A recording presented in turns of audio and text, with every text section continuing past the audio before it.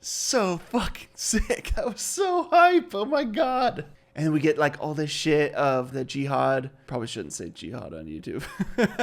We get put on some list. All right, man. We got Dune Part 3 trailer. I haven't seen it yet, so I'm going to watch it here with you guys for the first time. I love this fucking franchise. I cannot wait to see this. Let's just jump into it. Slap on the old cans.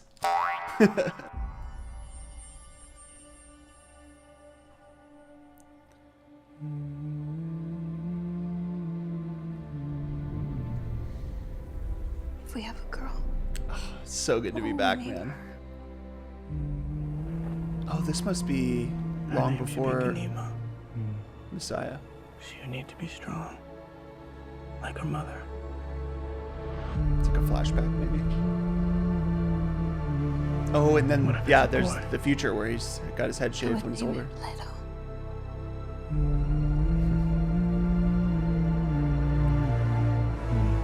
So he would have the wisdom of his The grandfather. Atreides ring.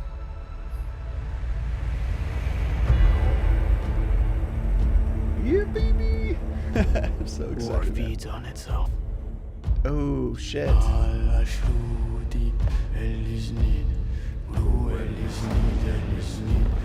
chant. That's fucking sick. Damn. So we're actually going to see some of the fighting. The more It's not just going to be a fight back. jump ahead.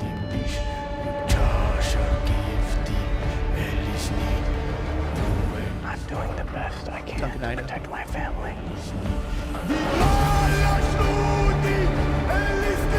What is this?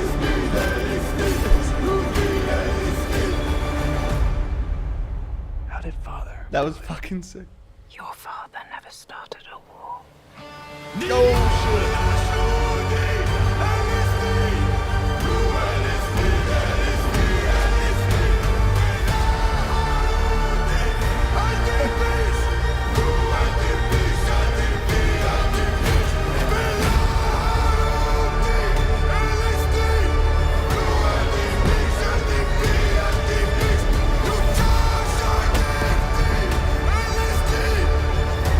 I'm not afraid to die. Shit. But I must not die. Yet.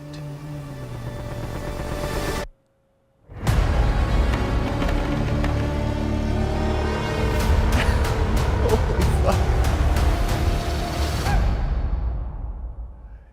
Dude, oh my God. I have fucking goosebumps. That was so sick. Holy shit. Dude, that was so hype. Oh my God. The real star of the show here was for sure the soundtrack. That like war chant. And I think, I'm pretty sure that's Timmy Chalamet himself. So fucking sick. That was so hype. Oh my God. That was so cool. Dude, what the fuck? That was so cool. I don't think I've ever seen a more hype teaser trailer than that. That same shot from Dune Part 1. That's cool. So that same dream shot that when he first has his visions with the spice and stuff, and he sees his first hints of the future, and you have Zendaya's Chani. So the whole like thing where they're talking about the kids coming, it must be a flashback to Dune Part 2's era. Because we also have like the flash forward where his sister's older. It's like, I don't know, 17 years or something. I think they've already said. And see Atreides ring. And they're talking about like Leto the Second, their son. So yeah, and he's got his long hair, and they're younger there. So that must have been before him and Chani's falling out. And then we get like all this shit of the war, the jihad. Probably shouldn't say jihad on YouTube. We get put on some list. That's sick right there. Damn. Oh, I can't wait to see all the places we go and see. I cannot wait. I haven't read Messiah, so I don't, I've gotten hints of stuff I've watched online of like what's going to happen and stuff. And then we have Robert Pattinson's character. What's his name? He's like, I think he's a face dancer or something. Twi'lexu, or I can't remember. Someone have to remind me. I can't remember off the top of my head here. But dude, he looks like a totally different person. I love the way he looks here. And in that sarcophagus thing, floating sarcophagus, that's got to be Duncan Idaho's character. He comes back as I'm not like a Dune pro as much as I love the movies. I've only read like part of the first book, and I'm not much of a reader. What do they call Duncan Idaho when they bring him back? And they bring him back over and over and over and over. That's cool. I wonder what house that is. We're probably going to see so many different houses too. Fuck yeah, dude. Like, just as, as this war is playing out in the background, I've heard that Messiah doesn't have a lot of action. It's mostly like politicking and stuff. More Game of Thrones-y, honestly. The good Game of Thrones. And like, so it seems like what Villeneuve's doing is like bringing in elements of that period between Dune, the book, and Dune Messiah, where you normally, like, he skips over the jihad itself and it kind of takes place after, but like to have action elements like we're seeing here, and like seeing parts of the jihad take place. I don't know if there'll be some weird timeline jumping, or if he's kind of fudging the timeline a little bit and having it happen at the same time, just to have action in there. I cannot wait to see all this shit, dude. This is gonna be so fucking epic. And like the chanting in the background, that's honestly the star of the trailer. Is like the chanting in the background and having, and like the percussion's kicking in. It's like do do do do do. Oh, that's so hype. I hope they release this like a soundtrack of that. Dude, I had like full blown goosebumps. That was incredible.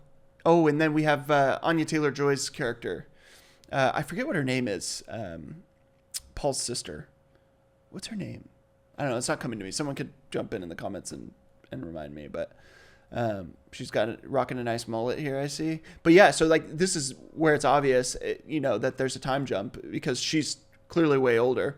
Like that hint that we got in Paul's vision in the last movie.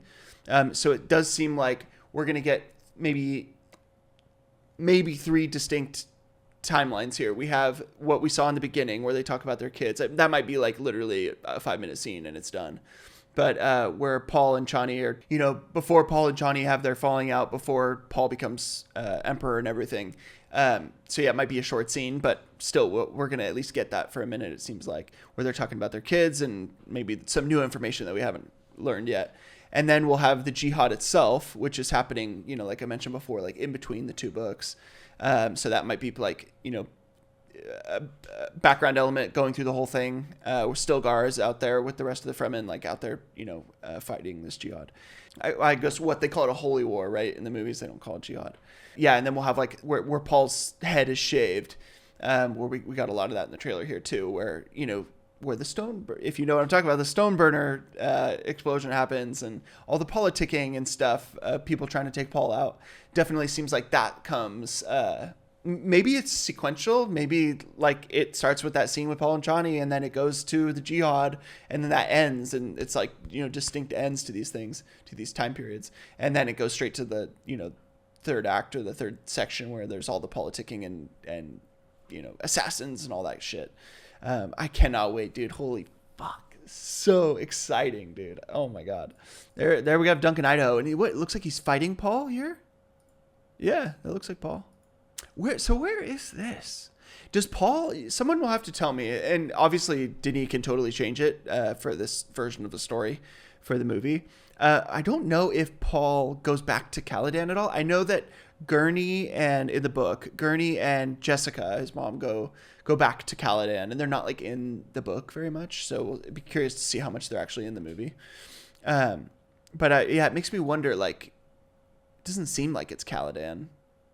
I guess it could be Arrakis. Like maybe they built something because this is clearly in the future. I'm pretty sure most of Messiah. Like I think Paul makes Arrakis the new seat of the Empire.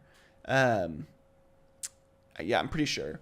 But yeah, dude. So maybe this is like 17 years in the future or whatever. Everybody's older and more time's passed. So maybe they built whatever this is. 'Cause we definitely haven't seen this before. But damn, that's a lot of fucking Fremen. So this scene I didn't really understand. So it's just like Chani going to fight.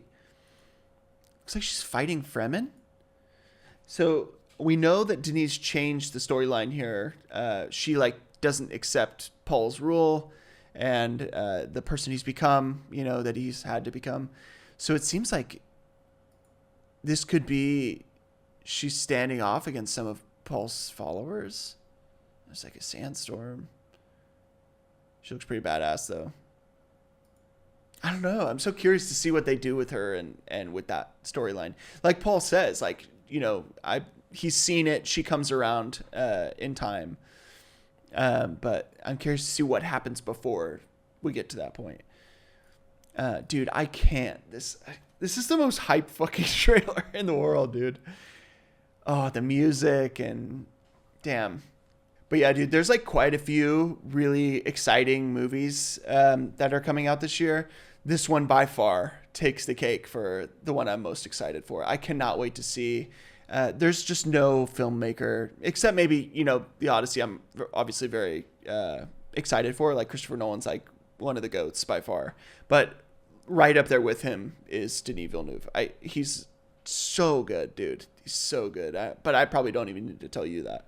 But just like the feudalism in space, it's like I just love sci-fi so much, and like it's such a unique take on sci-fi.